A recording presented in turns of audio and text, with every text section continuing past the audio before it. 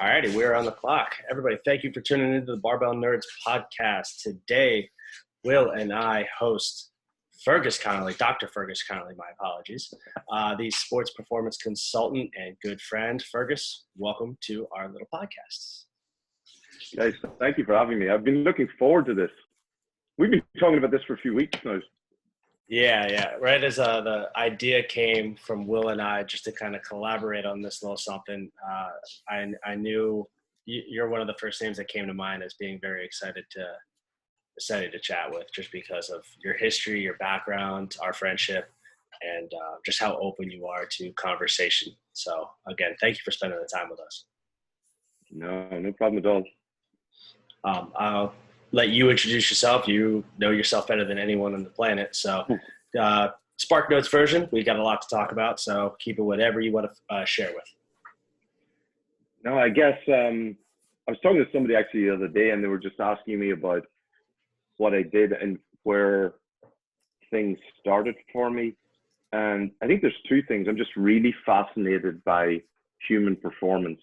And obviously I started in team sport and then led to other things, military and business. I'm fascinated by humans and how we can make, not humans better, but better humans. Because you can make small fixes to people, but how do you make people just better, work better as a team, society? And that's really been, my passion and interest. And it's just taken me on a journey. It's kind of like, for me, I guess it's kind of been like, when you've got this tricycle and you take the brakes off it and you just see where it goes. And that's just been the journey. Like I never had I tell people this all the time and they don't believe me, but I never had a plan. Still don't have a plan. For me, it's just a journey of trying to learn more and trying to help people. I truly, honestly, and selfishly, I get so much value from helping people solve problems and doing things. That's really that's the selfish part. That's quite the resume. No, I've been fortunate to work around the world. Yeah, I work in Premier League and rugby, NFL, and college and whatever. Yeah, but at the core of it all, it's actually trying to help people. Like even last night, I was working with someone who was working nothing to do with sport, business, and person trying to manage something. And after 2 hours, you leave, you go home, you get a text the following morning or this morning, thanking you for being able to help them see things clearer. And that to me that's where I get reward. Very cool.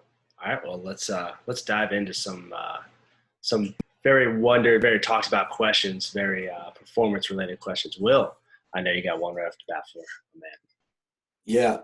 So Fergus, I think the biggest, general overall takeaway that I've gotten from your work is that when it comes to team sports or just competition in general, the goal is winning. It's all about winning. Like you said, finding solutions to problems and figuring out the best way to get a successful outcome.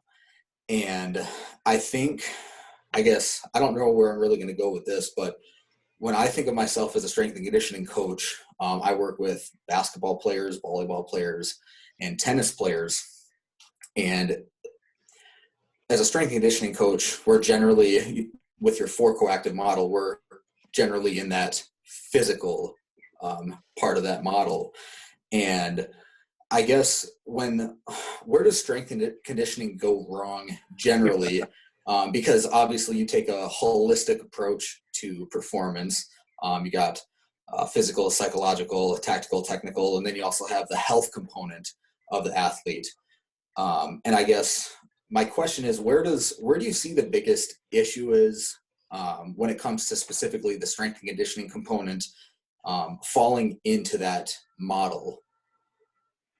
Yeah, I think, listen, when I started getting interested in sport, I was playing Gaelic football in Ireland, and I was struggling. I wasn't that good. So I would read everything that I could on strength and conditioning. And, years later then, when I was finishing up, I went to visit Charles Poliquin and learn from him. And and you think early on, okay, it's strength because I'm not fast enough. And then you say, well, how do I get faster? Well, I got to get stronger. And so you get strong, I was really, really strong when I was younger. Everybody was strong when they were younger, but I wasn't getting fast, or then I was running out of fitness. Like, you mean, and so then you go, okay, I got to study endurance running, and so you end up like going for 2-mile runs or 2-hour-long runs and stuff like you're trying to figure these things out, and you slowly come to the conclusion, even when you're at your fittest and best, you still then are struggling with skill development. And anyway, so in order to solve, like you said, it's really about winning. Like, you start to realize, okay, well, maybe it's psychology, and eventually you come to the conclusion it's not about one of those things, it's about how they all work together. Now, the industry, strength and conditioning, is a brilliant industry. You get some incredibly bright people, and I actually would think, as strength and conditioning coaches, one of the greatest qualities is their dedication to continuous learning. There are very few industries or groups that I've come across in any sphere that have that mindset. But one of the things that I think it has to be tempered with is recognizing how well we work with the other groups, because we really learn so much about it. How well we work with other groups, and also just broadening our skill set, in terms of our ability to communicate, for example, because it doesn't matter if you're the world's best strength coach if you can't communicate it maybe to your assistants, or you can't manage people, or you can't think critically about, I'm following this track or this thing. Like, last night, Dan Paff, who's been a huge friend and colleague of mine, but we're talking about this particular aspect of fatigue monitoring, and 7 or 8 text messages back and forth. This is a guy who has done so much, and he's still trying to solve the problem. He's still challenging, and I remember one of the texts was, Dan, hang on, I need a minute to sit down and process all of these ideas, but it's that beautiful mindset about solving problems and thinking outside the box. That's where we can make great progress. I'm not saying that we shouldn't, focus and be specialized, but we also need to recognize that we have wonderful ability for growth in looking at the other areas and how well we can complement them.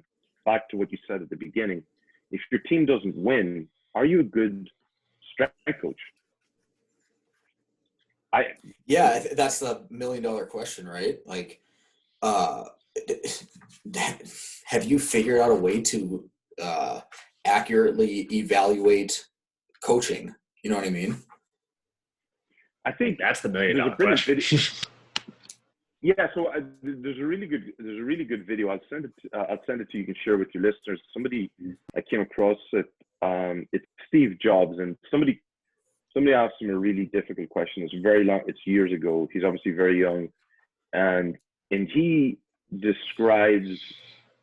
It was a really difficult, actually abusive question that he was being asked on stage, and he doesn't get angry, but he talks about how we have to start with the customer and the problem, not the technology. And we have to develop a solution. We as strength and conditioning coaches or sports scientists, we have to start with the problem and the customer. The customer are our athletes, and the problem is winning games. We don't start with, a formula, force platform, a jump, or whatever GPS unit. We start with the problem and figure out what's needed, and we solve that.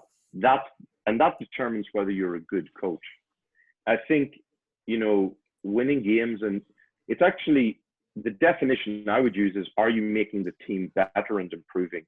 Because you don't control the opponent. And so you could say the number of trophies, but that's not fair. If you take over the Lakers in the morning, and you get a slight head start, but if you take over another NBA team and you're improving them, now you're making them better. Now you're coaching well. So I think that's the only thing you can do is, are you making your players better? That's the only assessment. And and then you're going to have to allow for some subjectivity with that evaluation within that question, right? I love to quantify everything, but it's just logistically isn't necessarily possible all the time. And I think I struggle with all the time answering that question. Am I providing value to these athletes that can provide more value to the team? And they're all so intertwined And like I could improve a basketball player's physical qualities, but he could still be the third guy off the bench and only play 7 minutes in a game. And like, did I really do anything? I don't know the answer to that. It's tough. Yeah. So, like, you mean a number of, like, so I consult for a number of teams, and that question keeps coming up time and time again. Even in the NBA now in the bubble, you've got teams who have, who will send data looking for, analysis or input. But to your point, the data alone doesn't tell the whole picture. And that's this problem to solve. I'm so glad you brought it up, because we can't measure everything. I was just on a call actually with one of the heads of departments of Amazon. We were just discussing Halo, and so Halo, this new technology they have, will now assess emotion based on your voice.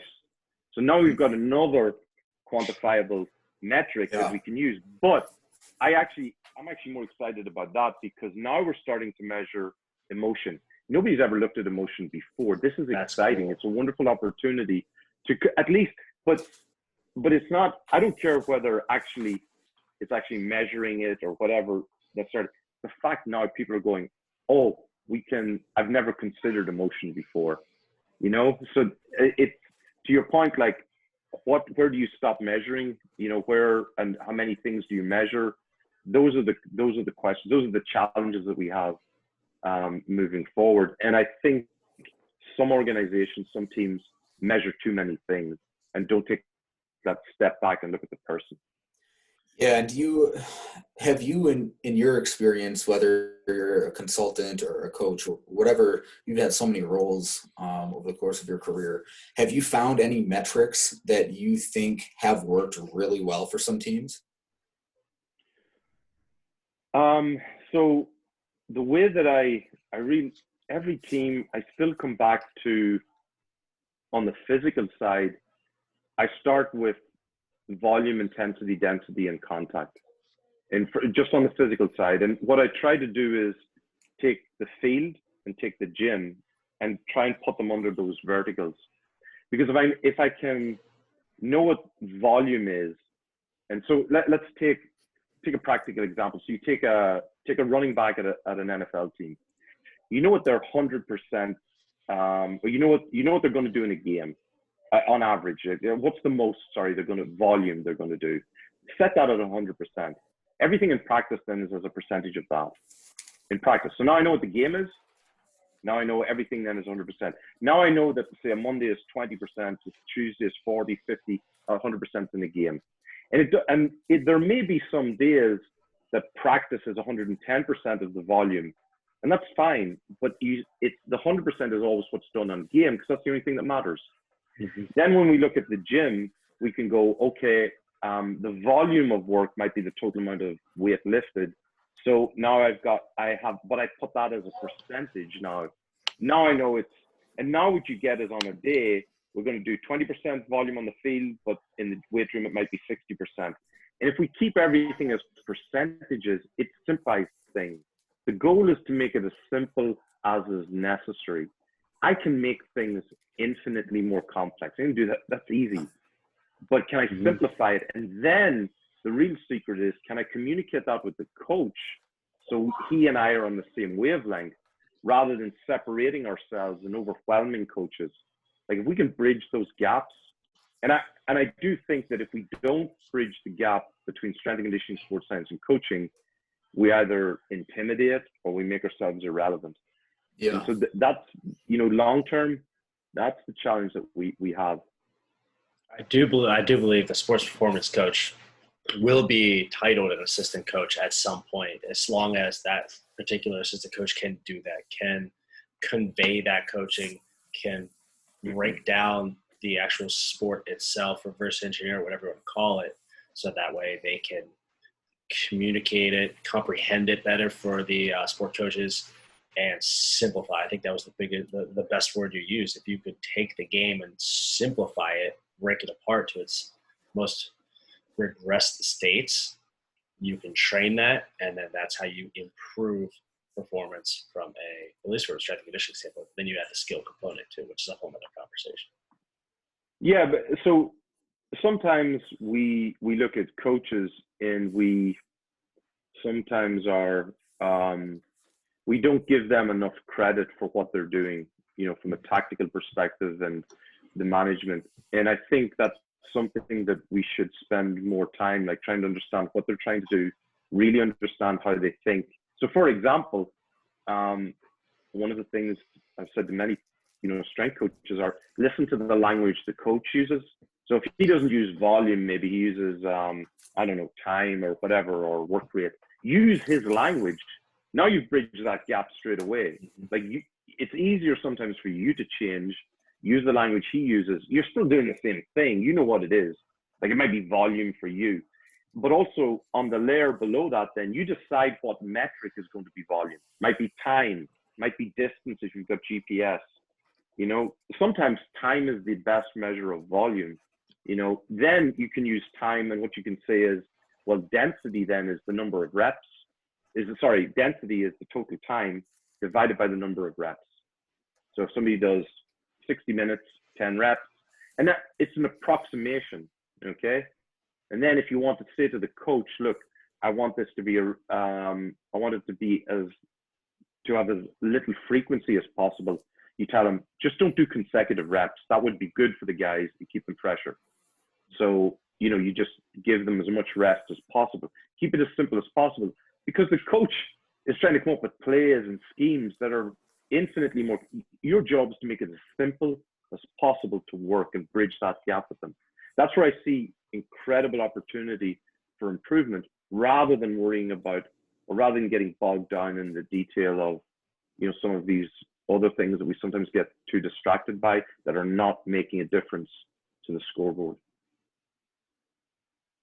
Yeah, and to piggyback on that, talking about details that might not matter so much, I guess this is more of a sport coach kind of topic than strength and conditioning.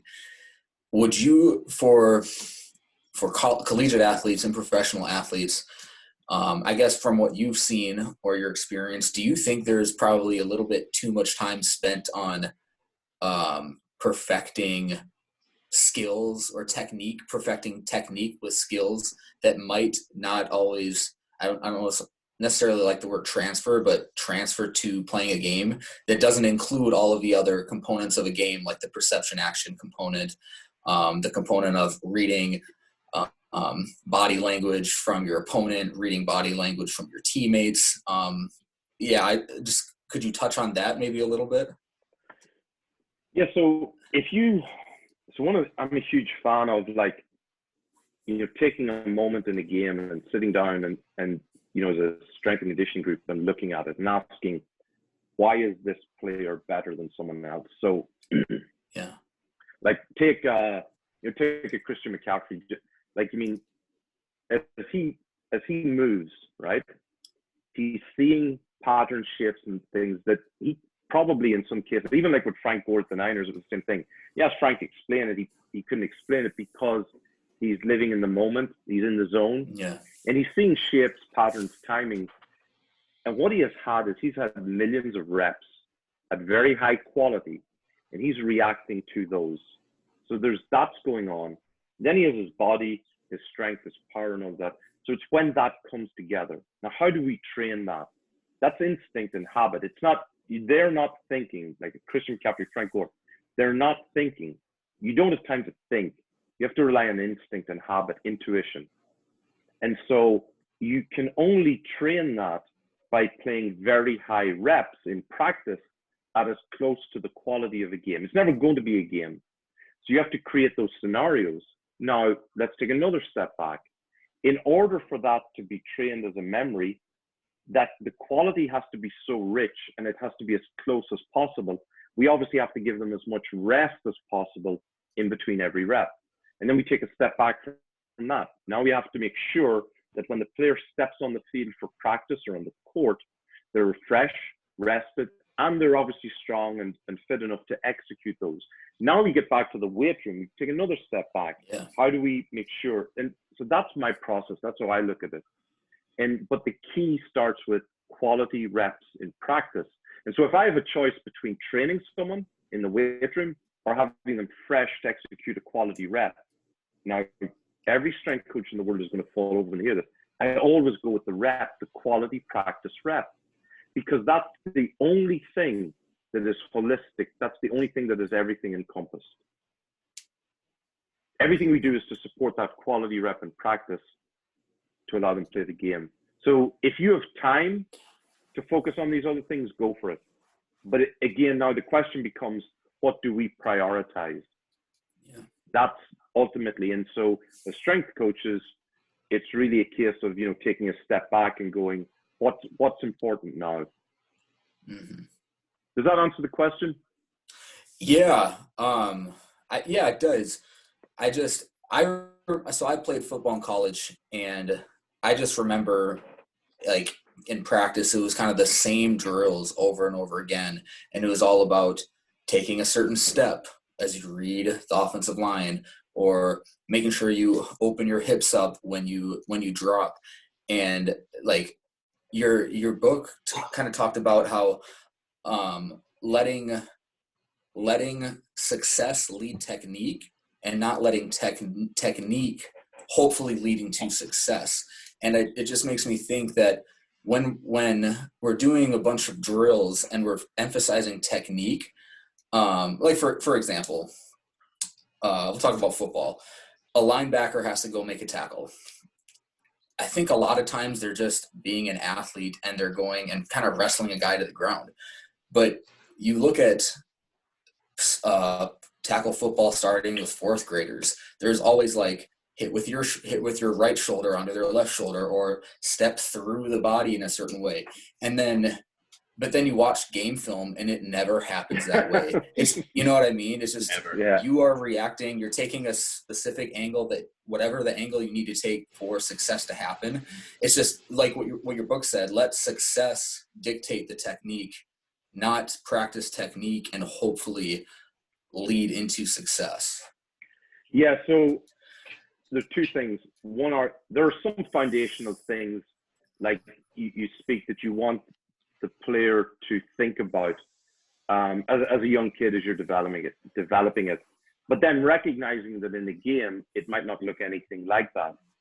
Now, the other side of it, though, is from a technique perspective, one area that I do focus a lot on is watching how the athlete moves for inhibitions or restrictions, and they're like clues that they may have that may be leading them towards injury. So they may have, for example, tension or residual tension that is appearing in a compromised movement pattern. So that's where it is useful for checking and really looking at technique.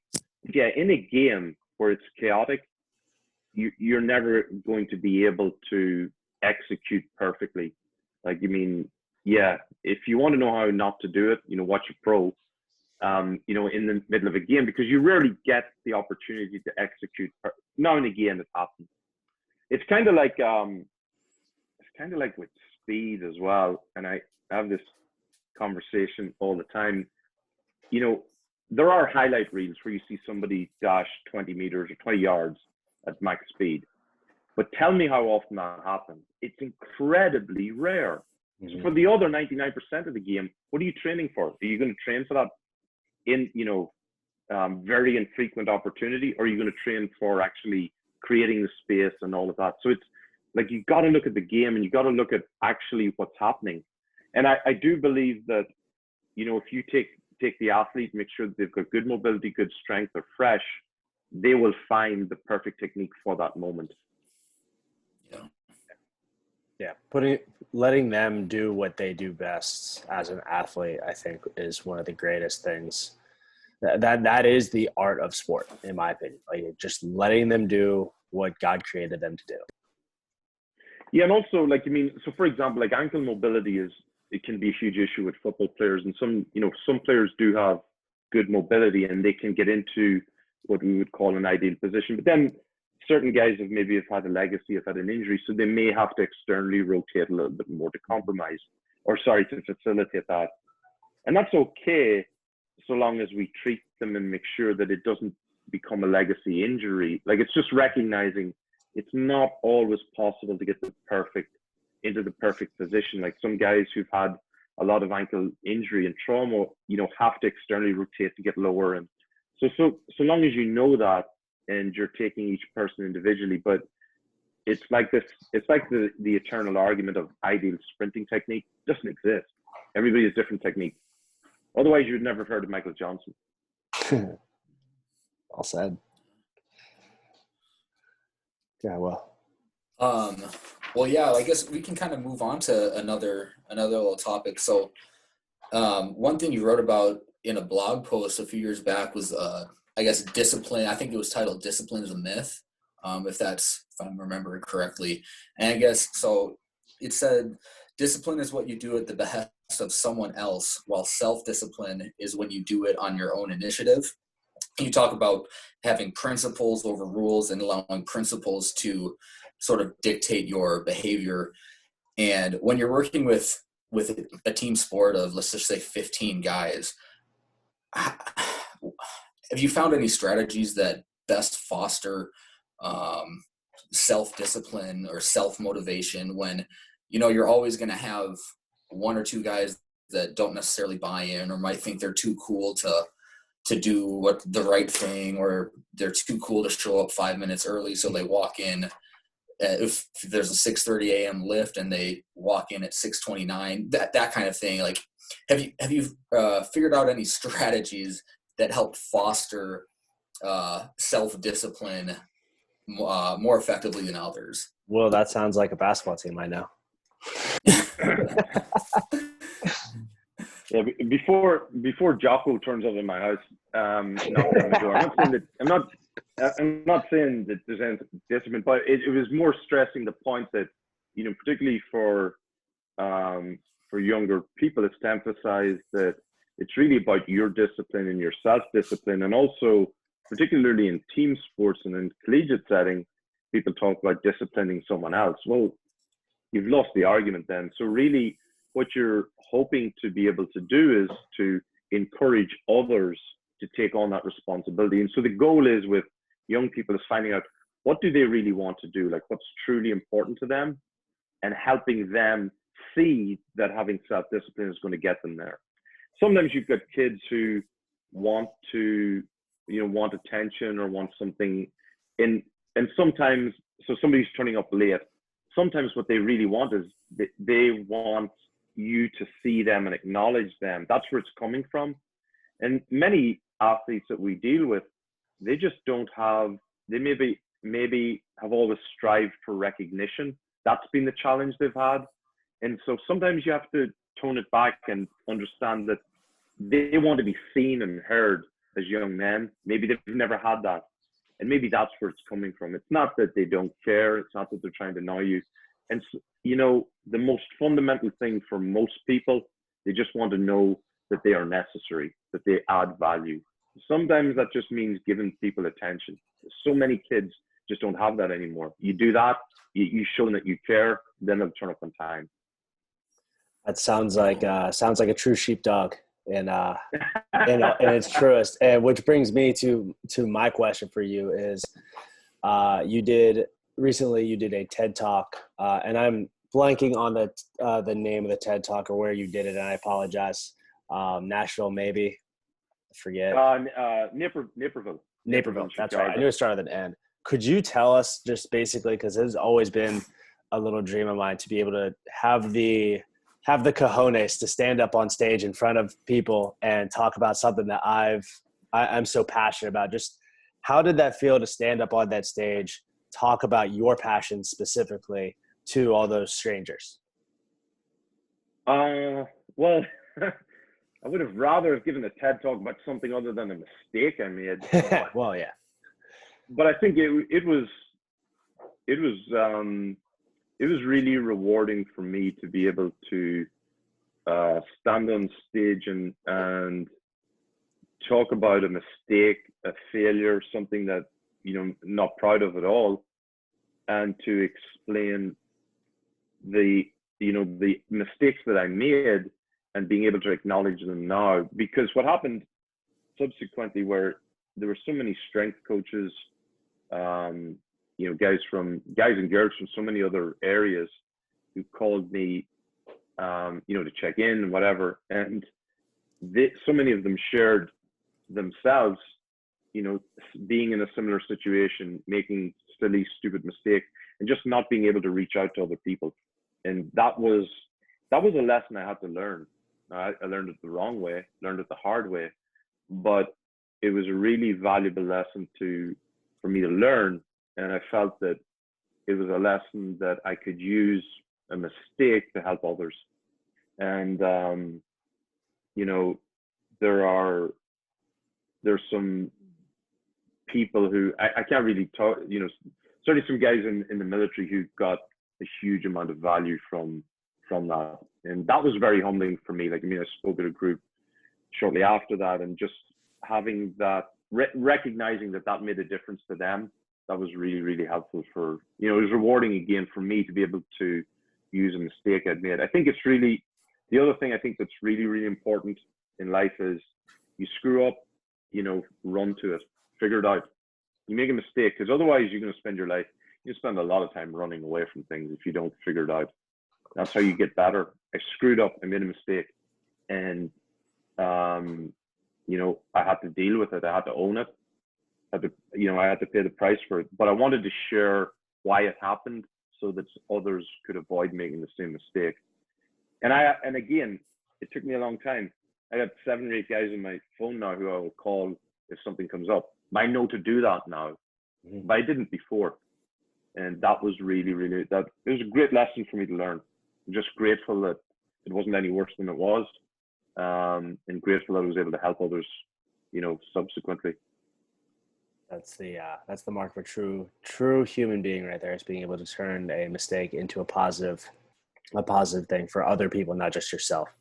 Well, I think, and also we keep, I'm going to make lots of other mistakes. We're all going to make mistakes. The question is, you're going to learn from them or not. Mm-hmm. Never going to make a mistake like that again, but you're going to make mistakes, and you got to learn if you don't learn from it, you just stay in a position of self-denial, and you're just going to continue to just spiral around. You're never going to grow.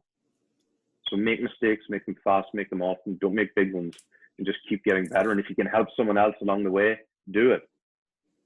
I love it. Very cool. Well, we got a few minutes left here. Will, why don't you ask Dr. Connolly our final question? Fergus. So, just out of respect, I do that. Just out of respect. We always like to ask our guests if there's anyone they'd recommend that we reach out to bring on sometime in the future. And obviously, if someone's going to get an endorsement from you, it's a huge compliment. So who would you recommend we reach out to next? Dan Pop. Dan is, Dan's a great guy. I've known Dan for so many years, but just a really, really good, what I love about Dan is, we have these discussions, and I don't know how many times we've texted back and forth today already, maybe 20 times. And it's genuinely about trying to solve problems or explore things together. And that's what I love. And again, he's probably done more this morning than I've done in my whole career with athletes and whatever. But still, for him, he's still trying to learn and trying to explore things and share things back and forth. And, I've been fortunate to be able to work with him with different teams, and it's really humbling. It's really humbling to be able to work with him on different things, share ideas. I'm 43 now. When I was 15 or 16, if I thought that I would be doing that, I would, I would have laughed at you if you told me I would have had that opportunity. So it's just humbling to be able to work with great people like that. Very cool. Awesome. Very cool. Well, dude, thank you so much for your time today. No, thank you for having me. We appreciate it, and we will link your books, all 17 Absolutely. of them.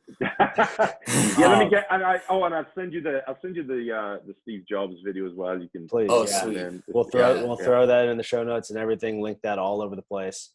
We'll put the links to your books and the YouTube for your TED Talk in there as well. Again, Fergus, thank you for being on, and thank you for all the stuff that you provide for people like us who love performance, who love humans, who love growth, and long-term learners. Thank you, guys. Appreciate it. Thank Let's do you, this man. again sometime, okay? Absolutely. For We'll have you sure. on. We'll have you on for round 2. Why not, right? Maybe by then Will and I will pay for a full-on membership for Zoom, so we have a longer time. So we got more minutes. time. Guys, thank you. Thank you, brother. Thanks, Fergus. Appreciate it.